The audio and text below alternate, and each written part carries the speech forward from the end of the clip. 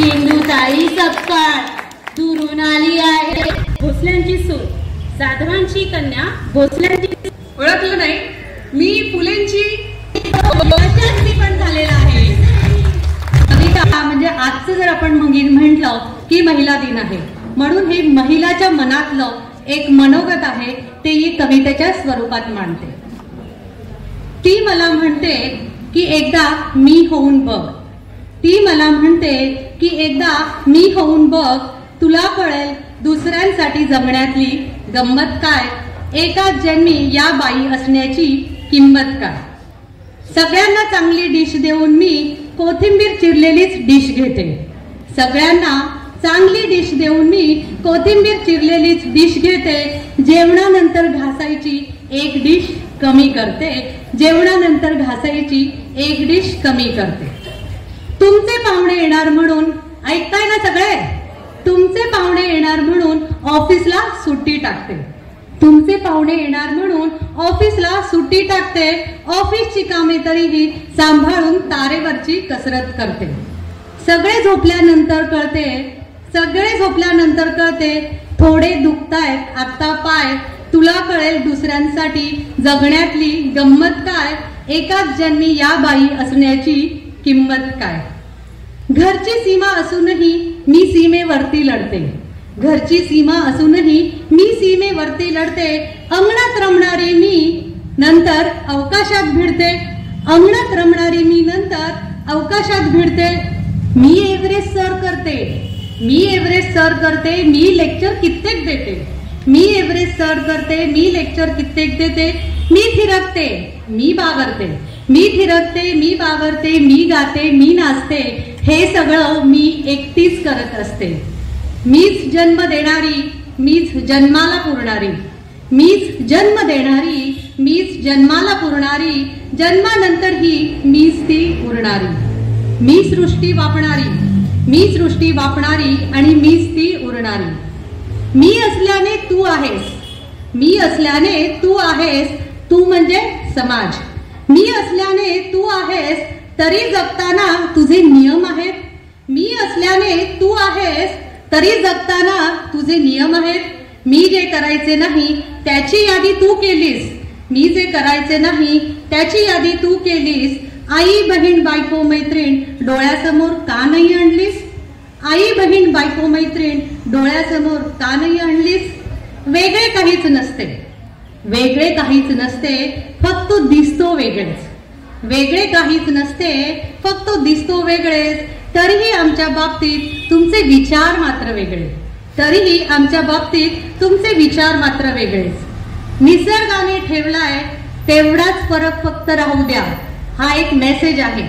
निसर्गाने ठेवलाय तेवढाच फरक फक्त राहू द्या.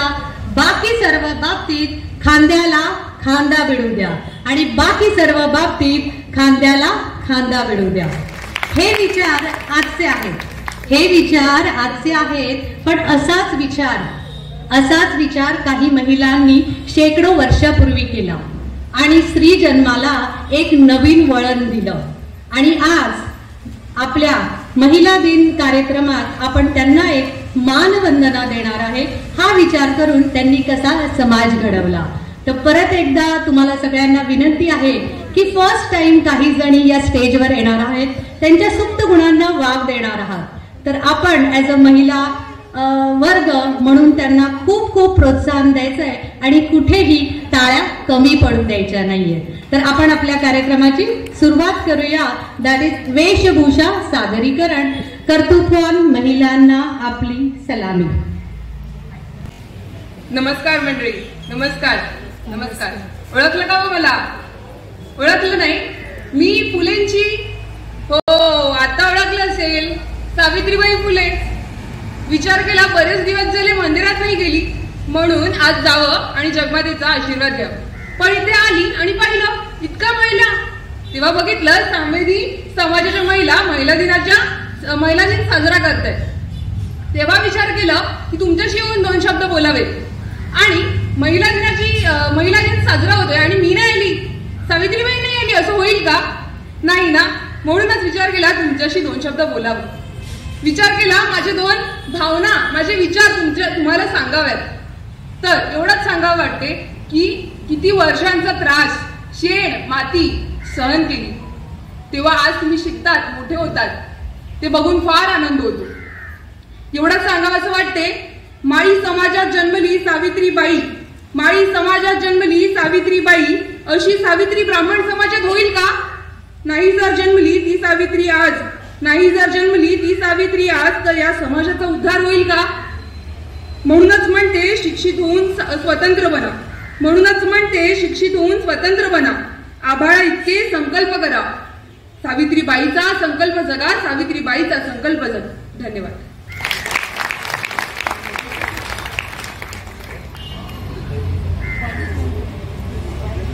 आजचा सावित्रीबाईंचा स्मृती दिन आहे आणि ह्या आजच्या दिवसाचं औचित्य साधून प्रथमच आपली वेशभूषा सादर करण्यासाठी जी काजल आली, तिने सावित्रीची भूमिका इथे वठवली आणि वेशभूषा करून सावित्रीविषयी आपल्याला माहिती सांगितली.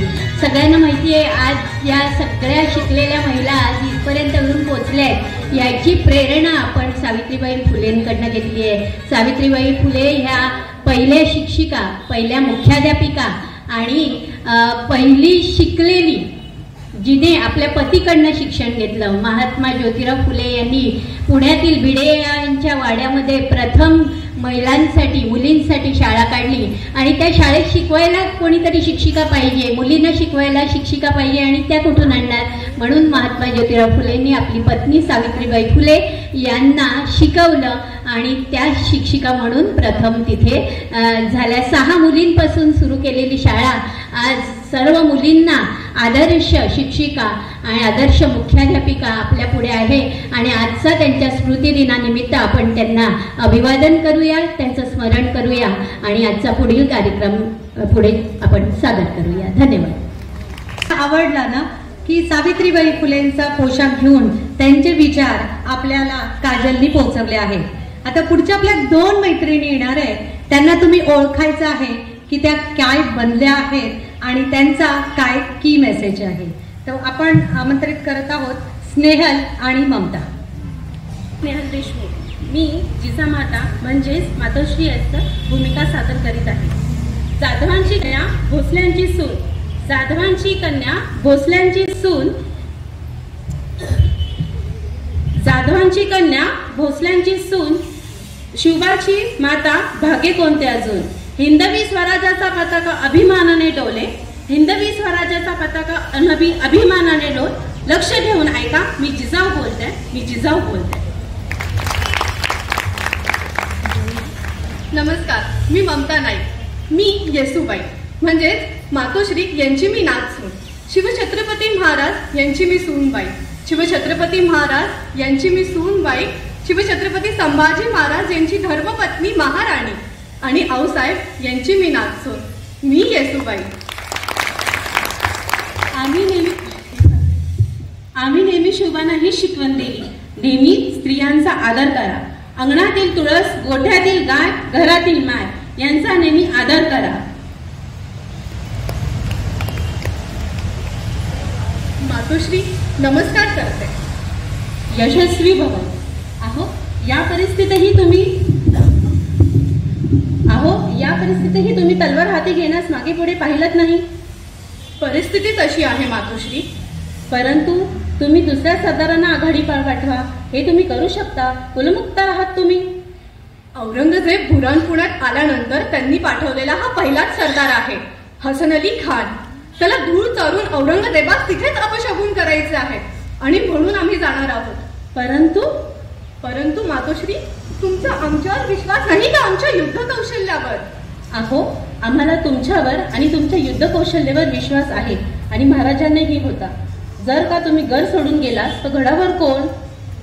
युवराज राजाराम राजे हा गड सांभाळतील. बाळराजे? होय आऊसाहेब, तुम्हीच म्हणता ना, ना वाकायचे ना झुकायचे, ना वाकायचे ना झुकायचे, अन्यायावर पळतून मार करायचे, सन्मानाने जगायचे आणि सन्मानानेच मारायचे. जगदंबे जगदंबे जगदंबे. कधी जिजाऊ होऊन 2 छत्रपती घडवते, तर कधी यसू होऊन स्वराज्य लढवते. तारा नावाचा वारा होऊन गनिम काढते, आंबे तर कधी कालिका होते. ती आहे, तीच आहे, म्हणून आहे हा खेळ सारा. तिच्या विना नाही हा शून्य हा पसारा. सृष्टीचा पसारा, सृष्टीचा पसारा. जगदंबे जगदंबे. ज्याला स्त्री आई म्हणून कळाली तो जिजाऊचा शिवबा झाला.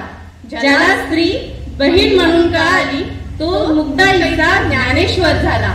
ज्याला स्त्री मैत्रीण म्हणून कळाली तो राखेचा श्याम झाला. ज्याला स्त्री पत्नी म्हणून कळाली तो सीतेचा राम झाला. सीतेचा राम झाला. धन्यवाद. संपूर्ण नाट्यात आमचं काही जर चुकलं असेल तर लहान म्हणून आम्हाला माफ करावे. आमचा हा पहिला प्रयत्न होता. धन्यवाद. धन्यवाद.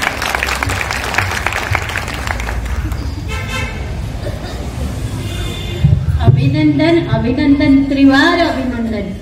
जय जय शिवाजी, जय भवानी. आज शिवाजी महाराज घडले ते जिजाऊमुळे आणि जिजाऊंचा आदर्श घेत त्यांची जी वंशावळ पुढे चालली ती आज आपण याची डोळा याची देही इथे आपण पाहिली. तर ह्या दोन्ही पोरींचं करावं तेवढं कौतुक कमी आहे आणि करावं तेवढं अभिनंदन कमी आहे. तर आपल्या सर्वांच्या वतीने मी त्यांना पुनश्च अभिनंदन देऊन पुढील असेच कार्यक्रम तुमच्याकडनं घडोच अशा शुभेच्छा देऊन पुढील कार्यक्रमात आपण तयार. पण भारतीताई, मी इथे उभं राहून ज्यावेळी ऐकत होते माझ्या अंगावर अक्षरशः शहारे आले आणि तोच एक्सपिरियन्स तुम्ही खाली बसून पण अनुभवला असेल. आणि ही आहे सुप्त गुण. त्यांनी सांगितलंय की फर्स्ट टाइम त्यांनी स्टेजवर हे प्रेझेंट केलं आहे. तर अशी सुप्त गुण तुमच्या सगळ्यात आहे आणि तुम्ही ते पुढे येऊन सादर करायचे. तर आता आपण थांबा थांबा, मला येऊ दे ना जरा वरती. अहो तुम्हाला येऊ येऊन बोलते. नाही नाही, अहो पण आमचा कार्यक्रम चालू आहे. आमचा कार्यक्रम चालू आहे. बापरे, सुप्त गुण बोलल्या बोलल्या लगेच सुप्त गुण आलेले दिसत आहे. ताई, आमचा कार्यक्रम आहे, आमची लिस्ट आहे. अहो दुरून आली आहे. थांबा ना जरा, थांबा. सुप्ताताई काय म्हणताय? जरा कार्यक्रमात मी बदल करते आहे. नमस्कार. मला माहिती आहे सांगली ब्राह्मण समाजाच्या महिला समितीने महिला दिनाचा कार्यक्रम आयोजित केला आहे म्हणे. मी अनाथांची माय, ओळखलत का मला? मी आहे सिंधुताई सपकाळ. दुरून आली आहे. बसायला खुर्ची देता का हो? नक्कीच नक्कीच. धन्यवाद धन्यवाद. नावातच सगळं आलं. खुर्ची काय घेते घेते.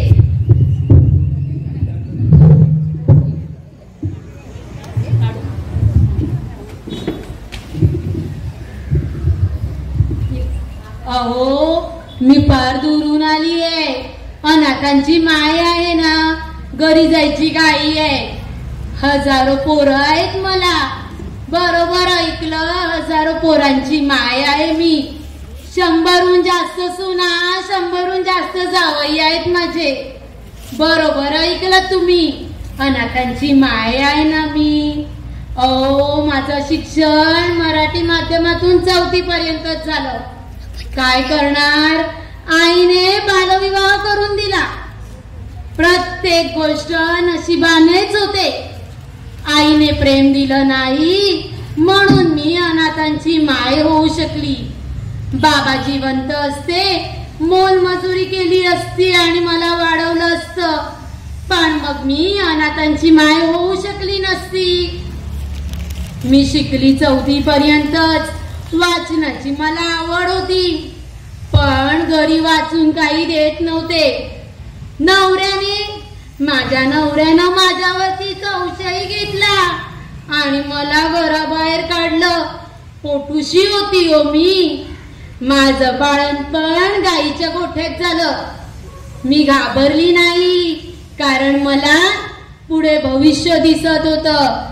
माझ्या पोरीला म्हणजे माझ्या ममताला घेऊन रस्त्यामध्ये फिरली, ट्रेनमध्ये भिक्षा पण मागितली. तेव्हा विचार केला, जिकडं स्टेशन आहे तिकडे गाव आहे आणि गाव म्हटलं की स्मशान आलंच. आपली लोक स्मशानात जायला घाबरतात. कशाला? भूत असतात म्हणून. मी बिचारी गरीब लोक पण मला भूतासारखेच की. म्हणून मी माझ्या लेकीला घेऊन स्मशानात राहिली. ओ मी 4थी पर्यंत शिकलेली आहे. 22 देशात फिरून आली. कशाला माहितीये? कारण मला माहिती होतं भाषण दिलं तर राशन मिळतं आणि राशन मिळालं तर माझ्या लेकरांचं पोट भरतं. हो, त्यामुळे भाषण द्यायला मी जात होती वेगवेगळ्या देशांमध्ये. पण तुम्हाला माहितीये का, आता मला 5 स्टार हॉटेलमध्ये पण जेवायला देतात. पण त्या पंचपक्वानांची चव स्मशानातल्या भाकरीला नाही बरं का. तुम्ही म्हणाल स्मशानातली भाकरी? हो हो, स्मशानातली भाकरी पण मी खाल्ली आहे. कशी माहितीये? 1 दिवस झाला, 2 दिवस झाले, खायला काही नाही मिळालं. खरं सांगते, खायला काही नाही मिळालं. हो, त्यावेळी तिकडे एका गरीबाचं प्रेत आलं होतं. गरीब म्हटलं का मरणावर पण लोक कमीच जातात. त्याच्या प्रेतयात्रेला कमी लोक होती. ती लोक त्याला चिता दिली, अग्नी दिली न निघून गेले. भूक लागली होती ना मला. मी गेली हळूहळू त्या चितेजवळ. थोडूस पीठ बघितलं, ₹1.25 बघितला. हळूच ₹1.25 घेऊन पदराला लावला. त्या पिठाची भाकरी करायची होती. पाणी कुठून आणणार? फुटलेलं मडकं होतं, त्यात थोडा पाणी होता. पीठ त्या पिठामध्ये पाणी घातलं, भाकरी तयार केली. पण भाकरी भाजू कुठे? मी घाबरली नाही. चितेवर जे विस्तव होतं ना, विस्तव, त्याच्यावर माझी भाकरी मी भाजली आणि खाल्ली. हो, त्या भाकरीला जो चव आहे ना, तो पंचपक्वानांना चव नाहीच मुळी. तुम्ही सांगाल ही बाई काय बोलते बरं? माझ्या नवऱ्यानं मला घराबाहेर काढलं तेव्हा तो हसत होता ना मी रडत होती. दिवस फिरले. माझी अनाथांची माय म्हणून माझं कौतुक झालं आणि भाषण न राशन ह्याच्यासाठी मी गावोगावी फिरत असताना माझ्याच गावी मी गेली. दूर उभा राहून माझा नवरा मला बघत होता. मी भाषण देत होती. हजारो लोक आमच्या मध्ये होते. मी त्याच्याकडे गेली नाही. बहती गंगा में हात धोलो, तो रडतो, मी हसते. पण मातेचं काळीच ना माझं. त्याच्या जवळ गेली. तो रडत होता. पदराने डोळे पुसले. त्याला म्हणाली, काय र झालं? तो मला म्हणाला, सिंधू मला ने ना तुझ्या बरोबर. मी म्हणाली, नेईन तुला, पण एकाच अटीवर. पिता म्हणून नाही, पुत्र म्हणून. तू माझा पती जरी होता, तू अगोदर माझा पती होता, तू माझा आता पुत्र म्हणून राहायचं. दीपक माझा लाडका लेक, ज्याला मी घेतलं होतं, त्याला म्हणाली, लेका ह्याला घेऊन चल रे. माझा नवरा, माझा पहिला पुत्र, 80 वर्षाचा. मला काहीच वाटलं नाही. त्याला घेऊन निघाले मी. माझा पती माझा पुत्र म्हणून राहिला. हो, खरंच सांगते, ज्या वेळी वेगवेगळ्या देशांमध्ये गेली, सगळ्यात भारी तुम्ही म्हणता ना अमेरिका, तिथे सुद्धा भाषण दिल्यावर मला राशन मिळू शकलं असतं. माझा पदर काही पसरला नाही त्याच्या समोर. मी भारत देशातून आलेली. भारत देश काही गरिबांचा देश नाही, म्हणून मी तिकडच्या लोकांच्या समोर पदर काही पसरला नाही. पण माझ्या संस्थेसाठी, माझ्या वसतिगृहासाठी अमेरिकेतून पण पैसे आले. तुम्ही म्हणाल, अरे किती ग तुझी बडबड, ही कोण आहे बरं? अहो, मी अनाथांची माय आहे. काही चुकलं असेल तर माफ करा आणि मला मोठ्या मनाने मला साथ द्या तुमची. माझ्या अनाथ मुलांना जवळ घ्या आणि मला राशन द्या, बरं का? धन्यवाद.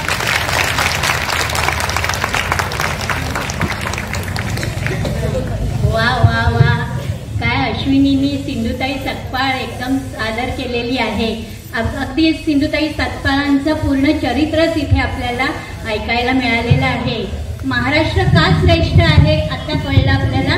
ज्या ज्ञानेश्वरांना जगाने, समाजाने हैराण केलं आणि ज्यांच्या आईवडिलांना जिवंत समाधी घ्यायला लावली, त्या ज्ञानेश्वरांनी पसायदान लिहिलं, जे पसायदान पूर्ण जगाच्या कल्याणासाठी पसायदान लिहिलं. तसं ज्या सिंधुताई सतपाळांना ज्या पतीने वनवास दिला, त्याच सिंधुताई सतपाळांनी त्यांना पुत्र म्हणून त्यांची शेवटी सेवा केली. असे महाराष्ट्रात दिग्गज घडले, म्हणून आपला महाराष्ट्र श्रेष्ठ महाराष्ट्र आहे. जय महाराष्ट्र, शिवाजींचा महाराष्ट्र, जय शिवाजी. आता पुढील सादरीकरणासाठी मी आमंत्रित करते हर्षा साकोरे या गावातून. हर्षा,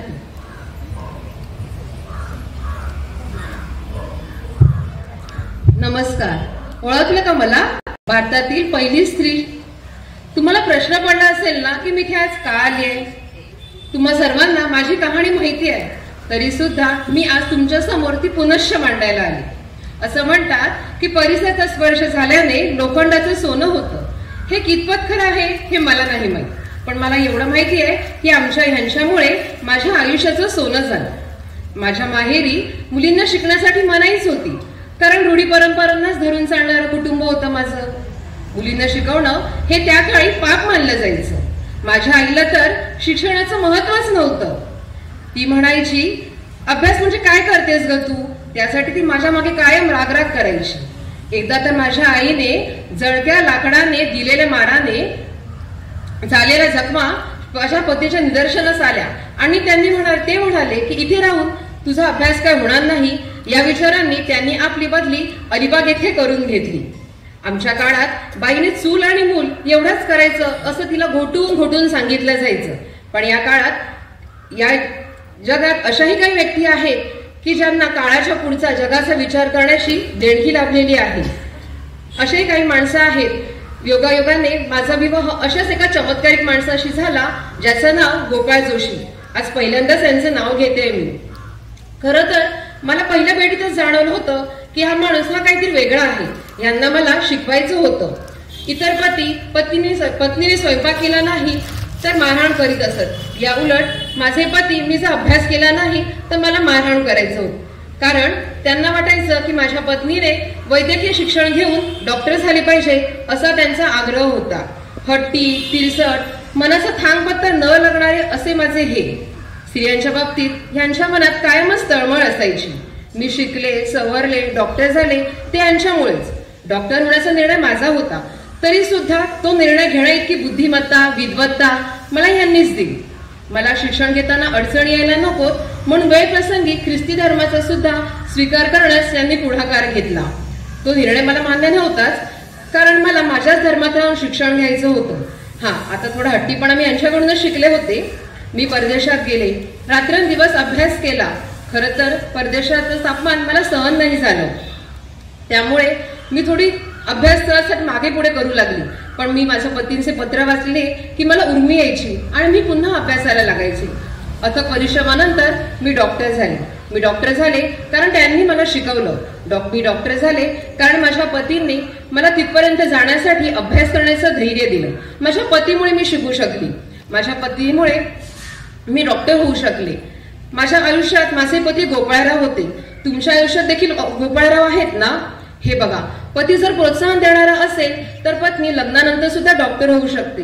पण प्रोत्साहन जाऊ द्या, किंमतच देणारा नसेल तर पत्नी डॉक्टर काय, पेशंट सुद्धा होऊ शकते. यासाठी आपण खंबीर असणं गरजेचं आहे, जिद्दी असणं गरजेचं आहे. आणि ही जिद्द तुम्हा सर्वांना लाभावी यासाठी मी शुभेच्छा द्यायला इथे आले. असं म्हणतात, तुम्हाला वाटेल त्यासाठी मी शुभेच्छा द्यायला तुम्हाला आली आहे. मी इथे का आली आहे?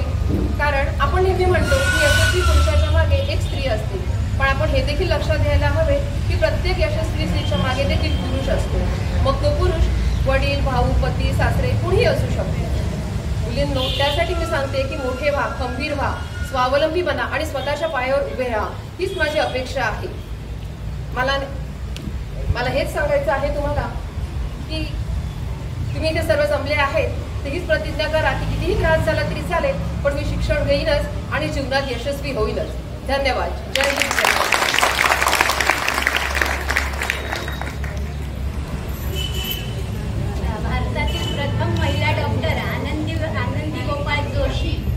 यशस्वी पुरुषामागे यशस्वी स्त्री एक स्त्री खमकेपणाने उभी असते, तसं ह्या आनंदीबाईंच्या पाठी गोपाळराव हे पुरुष असून खमकेपणाने उभे राहिले आणि म्हणून ती आपल्या भारतातली पहिली डॉक्टर झाली. तर आता पुढील सादरीकरण आपण करतो आहोत. आपल्याला विजेने थोडासा दगा दिलेला आहे, तरी पण आपले आवाज एवढे खणखणीत आहेत की आपण सगळ्यांनी नीट ऐकू शकाल. तर पुढचं सादरीकरण करावं असं मी विनंती करते. भारतीताई, आपले सगळे मंडळी खूप खुश आहेत. खुश आहेत म्हटलं की टाळ्या. आणि जरी आवाज नसेल, आवाज आहे, जरी लाईट नसेल तरी त्या कान देऊन ऐकणार आहेत. पण आतापर्यंतचे सगळे कार्यक्रम त्यांनी टाळ्या वाजवून सगळ्यांना प्रोत्साहन दिलेलं आहे. वा वा वा वा. ज्यावेळी आपण टीव्ही बघतो त्याच्यामध्ये मध्ये मध्ये याचा ब्रेक असतो, ऍडव्हर्टाइजमेंट. तर तशीच ऍडव्हर्टाइजमेंट आता आलेली आहे आणि ती ऍडव्हर्टाइजमेंट हे सांगते आहे की तुम्ही कार्यक्रम बघा, बघता बघता चहा प्या, पाणी प्या, पण टाळ्या वाजवायला विसरू नका. आता आपण पुढच्या पार्टिसिपंटला बघा. देव आपल्या बरोबर कसा आहे. आपल्याला आवाजाची, माईकची गरज होती. जे थोडा काही प्रॉब्लेम झाला तो फक्त 2 सेकंदाचा, आणि तुम्ही तो टाळ्या वाजवून घालवून पण दिला. धन्यवाद. आता नाव घ्यायची गरज आहे. महिला समितीतील तुमच्याच गावातली, म्हणजे हे मंदिर ज्या गावात आहे त्याच गावातली अमिता आता सादर करायला येते. ती आज अमिता नसून दुसरी कोणतरी आहे. तर तुम्ही पहा, ओळखा आणि नंतर टाळ्या पण वाजवा. सुमे, अगं ये सुमे, येते का ग? नाही ये. चालेल मम्मी जाते, तू ये ग मागणं. बाजारा निघाया इकाया. ओ दादा, येऊ का मी? थांब जरा. बाजारा निघाली इकाया, दही दूध ताक आणि लोणी. ग बाई माझ्या दुधात नाही पाणी. ग बाई माझ्या दुधात नाही पाणी. आली ग बाई एकदाची, गडावर आली रे. आली आत्ता एकदाची.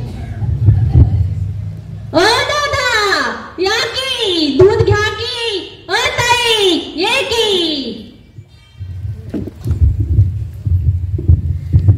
वय नाही दादा, आज रातच्याला माझ्या लेकाला लय ताप भरलाय. मला ना लवकर जायचंय. अगं ये चिंगे, ये की, डबा आण की, दूध भर की.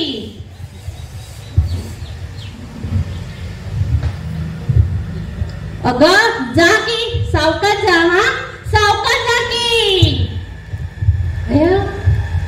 दिस माळायला लागला. बापरे, गडाचे दरवाजे बंद झाले. दादा, दादा दरवाजा उघडा की, दरवाजा उघडा की दादा. अरे बापरे, आता मी काय करू? माझ्या लेकाला खूप ताप आला आहे. दादा, दादा उघडा की, गडाचा दरवाजा उघडा की दादा. दादा उघडा, माझ्या लेकाला खूप ताप आलाय. दादा उघडा की, दादा उघडा ना. दादा माझ्या लेकाला खूप ताप आलाय. दादा बघा, महाराजांचा कायदा, कडक कायदा. महाराजांचा कडक कायदा. महाराजांनी इकडे खूप सुखसुविधा दिला. आमच्यासारख्या लोकांना गडावर येण्याची परमिशन सुद्धा दिली. पण महाराजांनी सकाळ झाली की गडाचे दरवाजे उघडले आणि संध्याकाळ झाली की गडाचे दरवाजे बंद. म्हणजे बाहेरचं एक चिटूक सुद्धा आतमध्ये येणार नाही आणि आतमधलं बाहेर जाणार नाही. आता मी काय करू? माझ्या लेकाला तर जायचं आहे, भेटायचं आहे. आणि हा कायदा काय माझ्या लेकाला समजणार आहे का? नाही. आता मी काय करू आता मी? ठीक आहे, मग आता मला काहीतरी करायलाच लागेल.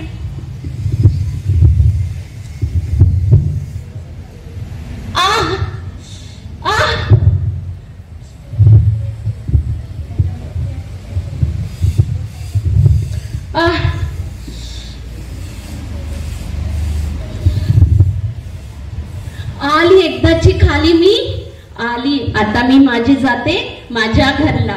धन्यवाद. आई आपल्या मुलासाठी काय करू शकते, आणि ही हिरकणी आपल्याला सुपरिचित आहे.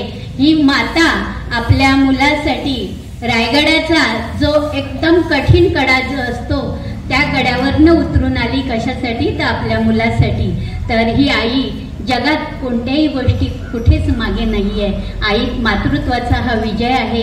आपण महिला भगिनी, आपल्याला जो परमेश्वरांनी दिलेला मातृत्व हा सर्वोत्तम गुण आहे, आणि त्या गुणाला आदर्श करण्यासाठी ही हिरकणी, जिची महाराजांनी बोलवलं आणि त्या बुरुजाला, ज्या कड्यावरनं ती उतरली होती त्या कड्याला नाव दिलं हिरकणीचा बुरुज. आजही रायगडावरती हिरकणीचा बुरुज झळकतोय आणि ही माता अमर झालेली आहे.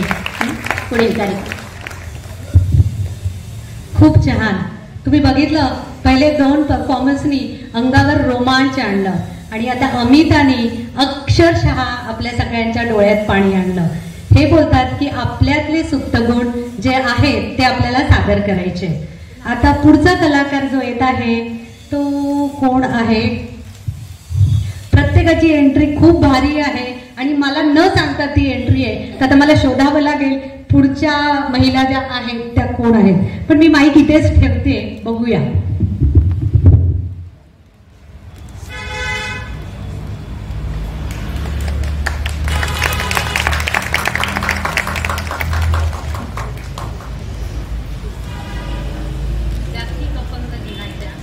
जागतिक महिला दिनाच्या आपल्या सर्व भगिनींना हार्दिक हार्दिक शुभेच्छा.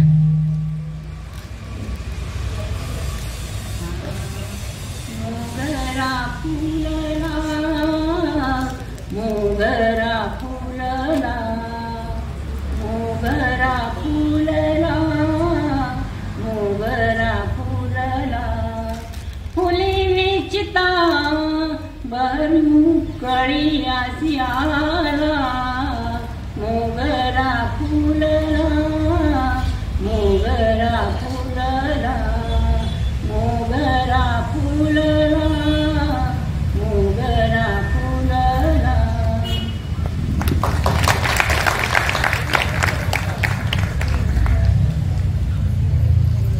आपण ओळखलंच असेल, गान कोकिळा लता मंगेशकर, लता दिदी, ज्यांनी 13व्या वर्षी हातात तंबोरा घेतला. आपले बाबा मरण पावल्यानंतर पूर्ण कुटुंबाची ज्यांनी धुरा सांभाळली, आणि गायन कला अतिशय कमी शिकलेल्या असताना कलेनी ज्यांना वरती आणलं, ती कला, आणि जिला जगात तोड नाही अशी आपली गाणं कोकिळा लता मंगेशकरजी. आपण त्यांचं एक गाणं थोडक्यात झलक पाहिलेली आहे, आणि आता आपलं शेवटचं सादरीकरण आहे. थांबा थांबा, स्टेजवरच थांबा. शेवटचं सादरीकरण आता भारतीताईच करणार आहे, आणि पहिल्यापासून शेवटपर्यंत ज्या ज्या महिलांनी सादरीकरण केलेलं त्यांना तुम्ही कधी म्हणजे त्यांच्याबद्दल ऐकलं असेल, त्यांचं फोटो बघितला असेल, पण भारतीताई कुणाबद्दल सादरीकरण करणार आहे त्याची मला तर खूप उत्सुकता आहे. कारण बाकी सगळ्यांनी सांगितलं आम्ही हे बनणार, आम्ही ते बनणार, पण भारतीताईंचं गुलदस्त्यात असेल. तर तुम्ही मी आपण सगळेजण बघू भारतीताई काय सादर करताय. भारतीताई नमस्कार. आतापर्यंत जे सादरीकरण झालं त्या आदर्श महिला होत्या, ज्यांनी ह्या समाजासाठी खूप मोठं योगदान दिलंय असं. पण मी जी एक सादर करते आहे ती एक अडाणी स्त्री आहे, जी शिकलेली नाही आहे, अशिक्षित आहे. पण ती अशिक्षित असूनही तिचे विचार किती मोठे आहेत आणि महान आहेत ते आपण या पात्रात बघणार आहोत. माझं एक स्वलिखित नाटक आहे स्त्री शक्ती, त्यातलंच अडाणी बाईचं हे पात्र आहे. पण काय झालं की आपल्या भाषेत एक सादरीकरण होणार होतं, पण ऐनवेळी त्यांची तब्येत बिघडल्यामुळे त्या इथे येऊ शकल्या नाही. म्हणून त्या अडाणी बाईचंच फक्त आपल्या भाषेत मी सादर करते आहे. बघा, मला तुम्ही समजून घ्या. ही जी बाई आहे तिची मुलगी कलेक्टर झालेली आहे, आणि कलेक्टर होऊन तिचा सत्कार झालेला आहे. आणि सत्कार झाल्यानंतर ती ज्या आश्रमात वाढली तिथे आलेली आहे. आणि त्या आश्रमातल्या ताई सांगतात की तू आई म्हणून काय केलंस ते ह्या समाजाला सांग. मैं का सांगो, मी एकदम अडाणी अशिक्षित, मी काही शिकलेली नाही. आज अडे भेलेले सगळे बायको कोडे तरी शिकलेले आहात आणि कोडे पदवर आहात, त्यापुढे मी का सांगायची. पण एक सांगो, मला खूप आनंद झाले. कधी झाले माहिती आहे, माई लाडकी लेक कलेक्टर झाली. मी अडाणी होऊन सुद्धा मी मा पोरीला शिकविला. मी अडे बेलेले सगळ्या बायकांना का सांगते की तुम्ही कोणाही अडचण आली काही आली तरी तुमचं पोर हो किंवा पोरी हो, पण त्यांना शेवटपर्यंत शिक्षण द्या. आता ते शिक्षणाकरता खूप काही सोयी उपलब्ध झालेल्या आहेत. तर मग मी तुम्हाला का सांगो आणि कडने माई सुरुवात करो सांगाते. पण मी एकदम लादी होती. तिघा माई आय देवाघरात घेऊन निघून गेली. मा बाबाने दुरा लगीन केला. सावत्र आहे. तिने ती पद्धतीने मला वाढवीला बोटा केला. पण मला समज याच्या आधीच मला पदर द्यायच्या आधीच मापेक्षा डबल वहरा महाणाबरोबर मला लगीन करून दिला. मला वाटला अडशे भोग जरा कमी होय द्यात, तडे जाऊन शारदी सुखाय येद्यात. पण कडसा का आणि कडसा का जडे जाय तडे हारकास. मा हाऊने माय खूप हाल केले. पण त्यातने काय झाला की मला पहिली पोरी झाली, दुरी झाली. तिहऱ्या वाजता मग हाऊने मला का सांगितलं माहिती आहे, तुला जे आता पोर नाही झालं ते या पोऱ्या आहे का तुला घरात नाही हाकलून देणे. मला जाम वाईट वाटला. ते मी कडे जाशी माया ते आधी सुटले. मा कोण नाही. देवा माई काळजी तुला, मला यापळी तरी पोरं होऊन दे. पण कडसा का अव्यासा तास झाला आणि मला तिहिरी पोरीच झाली. मग मा हाऊने आणि मा नवऱ्याने तिन्ही पोऱ्यो आणि मला घराबाहेर काढला.